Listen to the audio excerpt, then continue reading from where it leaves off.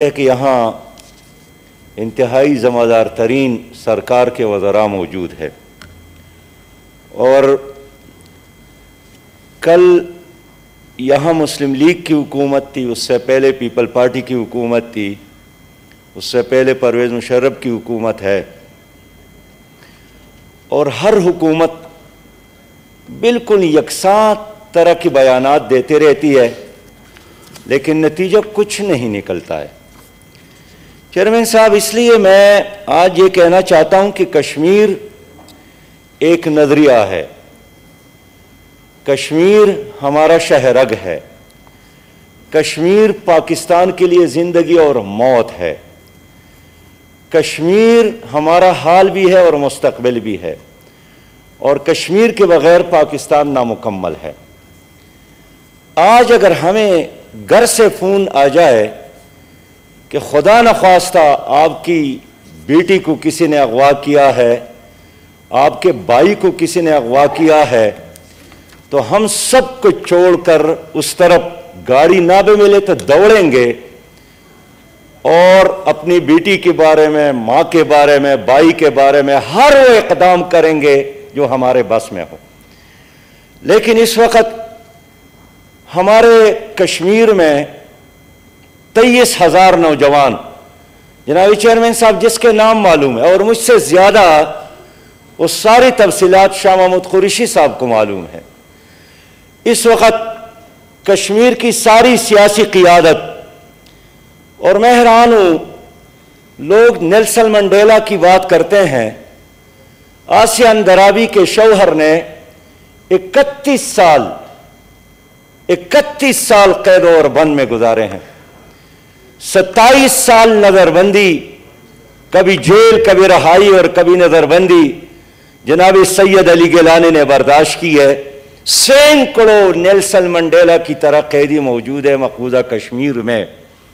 लेकिन मैं मानता हूँ शरीफ साहिबा ने बात की, भुट्टो साहब ने ऐलान किया था कि हम 1000 साल लड़ेंगे कश्मीर के लिए, लेकिन एक दिन भी वो हमने नहीं देखा कि चलिए एक दिन हम कश्मीर के खातिर उठते हैं।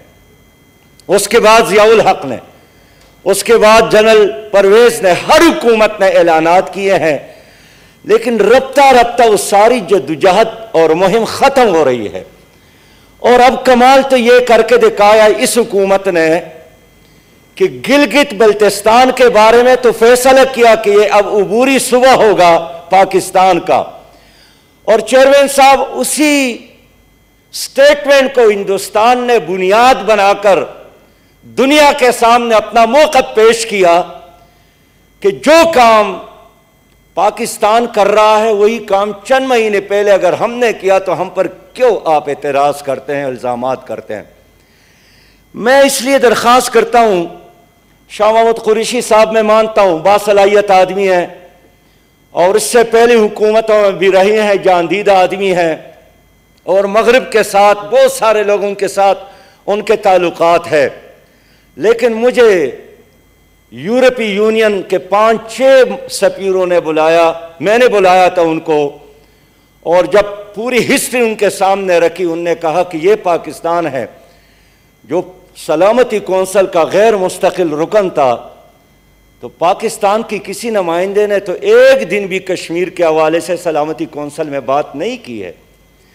मैं चेयरमैन साहब इसलिए आपसे अर्ज करना चाहता हूं कि 1948 से लेकर आज तक, आप तो मर्दान के रहने वाले हैं, एक पॉलिसी है और वो पॉलिसी जनरल ग्रीसी ने बनाई है। 48 में हमारे कबाइली इलाकों के लोग गए थे कश्मीर और कराची से लेकर पेशावर तक एक आदमी भी नहीं गया, इसलिए कि ग्रीसी ने ऐलान किया था कि कोई पाकिस्तानी कश्मीर के आज़ादी के लिए इस जंग में शरीक नहीं होगा और कबाइल अगर जाते हैं तो ये हमारे कंट्रोल में नहीं है। मैं जिस ज़िले से ताल्लुक़ रखता हूँ, ज़िल्लदीर, शाह साहब के इल्म में लाना चाहता हूँ, 2300 हमारे लोग गए थे और शहीद हो गए। और आज 2019 में जनरल ग्रीसी के बाद हमारे मोहतरम वज़ीर आज़म ने ऐलान फरमाया कि जो आदमी कश्मीर में कश्मीरियों के साथ यकजहती के लिए बॉर्डर की तरफ जाएगा, पाकिस्तान का गद्दार होगा, कश्मीर का गद्दार होगा। मसला पीटीआई की हुकूमत का नहीं है, यह एक पॉलिसी है जिसका तसलसल है, और ये उस दिन से जनरल ग्रिसी ने जिस तरह तरतीब दिया है, आज की हुकूमत भी उसी पॉलिसी के मुताबिक चल रही है। और यही वजह है कि उन्होंने जनरल ग्रिसी की उस ऐलान को उसने अंग्रेजी में फरमाया था, जनाब वज़ीर आज़म साहब ने उर्दू में फरमाया कि जो भी वहां जाएगा गद्दार होगा। चेयरमैन साहब, मैं आपसे अर्ज करना चाहता हूं कि हमारे वज़ीर आज़म की इस ऐलान के बाद सैयद अली गिलानी, शबीर शाह और आसियान दरावी और जनाब मलिक साहब, तमाम लीडरों ने हैरानगी का इजहार किया कि जिसने ऐलान किया था कि मैं अब कश्मीर का सफीर बनूंगा, उन्होंने फतवा दिया कि जो जाएगा वो गद्दार होगा।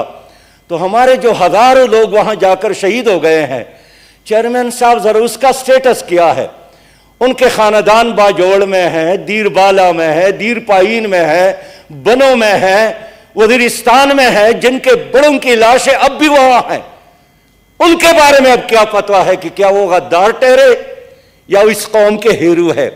मैं अल्लाह का वास्ता देकर कहना चाहता हूं कि मसला सियासत का नहीं है, ये हमारे हाल और मुस्तकबिल का है। और जनाबी चेयरमैन साहब सुन ले, अगर कश्मीर पर यह कब्जा पुख्ता हो गया तो आपका यह पंजाब बंजर बन जाएगा, आपको पानी का एक कतरा भी नहीं मिलेगा। यह मोदी किसी बैनुल अक़वामी मुआहिदे का पाबंद आदमी नहीं है, वो फाशिस्ट है, वो जालिम है, वो कातिल है, वो खसाई है। उन्होंने गुजरात में आपके 2500 मुसलमानों को शहीद किया था। जनाब शाह महमूद कुरैशी साहब, आपके बहुत ज्यादा एहतरामात के साथ मैं अर्ज करूं कि हमने आपको मशवरा दिया था कि आपकी मसरूफियात बहुत ज्यादा है, क्या मुमकिन नहीं है कि आप कश्मीर कास के लिए एक नायब वज़ीर खारिजा को रख ले, जिसका सिर्फ एक ही काम हो कि मैं कश्मीर का सफीर हूं, और 365 दिन वो यही काम करे। वो आपका दाया बाया होगा, वो जो कुछ करेगा उससे आपको इज्जत मिलेगी। मैं आपको मशवरा देना चाहता हूं कि हालात का तकाजा है कि एक इंटरनेशनल कश्मीर कॉन्फ्रेंस आप सिर्फ और सिर्फ कश्मीर के मौजू पर आप इस्लामाबाद में बुला ले। मैं मानता हूं कि इस वक्त आप तन्हाई के शिकार है। सऊदी अरब जैसा मुल्क और मुत्तहिदा अरब अमारात जैसा मुल्क भी हमारे साथ हम आहंग नहीं है, लेकिन कश्मीर मजलूम है। मेरा यकीन है कि जब आप इखलास के साथ सारी दुनिया में जाएंगे और लोगों को बुलाएंगे, हम हर तरह के ताउन के लिए तैयार है। इस इंटरनेशनल कश्मीर कॉन्फ्रेंस के जरिए आप मकबूजा कश्मीर का तर्जुमान बनेंगे और उनके जुल्म और जबर जो उस पर हो रहा है उनके लिए निजात दहिंदा बन सकते हैं। मेरा आखिरी तजवीज़ यही है कि कश्मीर को तकसीम ना करे, कश्मीर को एक यूनिट रहने दे। वो जम्मू हो, वो वैली हो, वो मुजफ्फराबाद हो, वो गिलगित और बल्तिस्तान हो, जब भी राय शुमारी का मौका आएगा तो ये यूनिट बहैसियत यूनिट अपना वोट इस्तेमाल करेंगे और वो वोट इंडिया के खिलाफ होगा, वो आपके हक में होगा। मरते वक्त जो ऐलान करता है कि मैं पाकिस्तानी हूं और एक पाकिस्तानी की हैसियत से मरना चाहता हूं, जनाब शाह साहब, इसलिए इस यूनिट को आप लोग या कोई और तकसीम करना चाहता है, ये कश्मीरियों के साथ वफादारी नहीं है। मेरी आखिरी तजवीज़ ये है कि पाकिस्तान ने, हमारी हुकूमत ने एक सियासी नक्शा जारी किया है। चेयरमैन साहब, उस सियासी नक्शे को जो आपने जारी किया है पूरी कौम ने सपोर्ट किया है। हमने उसको एक जुर्रतमंदाना इक़दाम कहा है।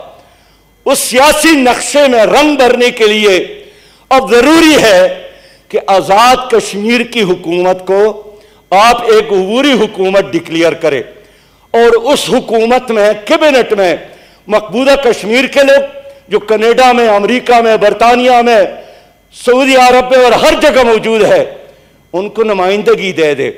उसी तरह जो आजाद कश्मीर की असम्बली है, उसको भी एक कश्मीर का असम्बली डिक्लेयर करे और उसमें तमाम कश्मीरियों को नुमाइंदगी दे दे।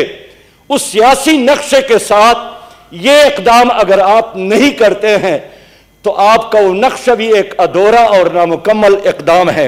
बाकी सियासत अपनी जगह पर, कश्मीर के लिए पूरी कौम एक है। काश आप अपने हालात भूल जाते हैं।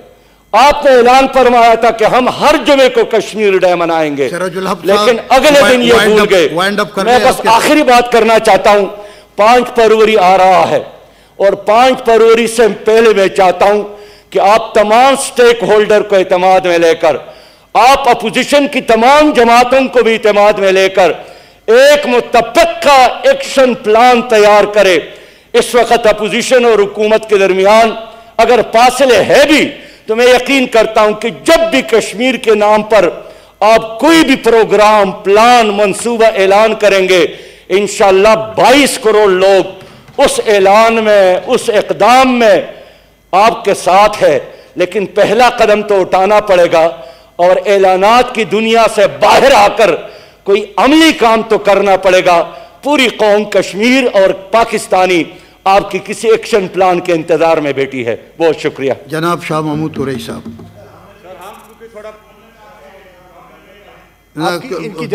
शाह महमूद कुरैशी साहब के बाद आपको टाइम दे देंगे। शाह महमूद कुरैशी साहब के बाद आप प्लीज। Thank you sir. जनाबे नहीं आप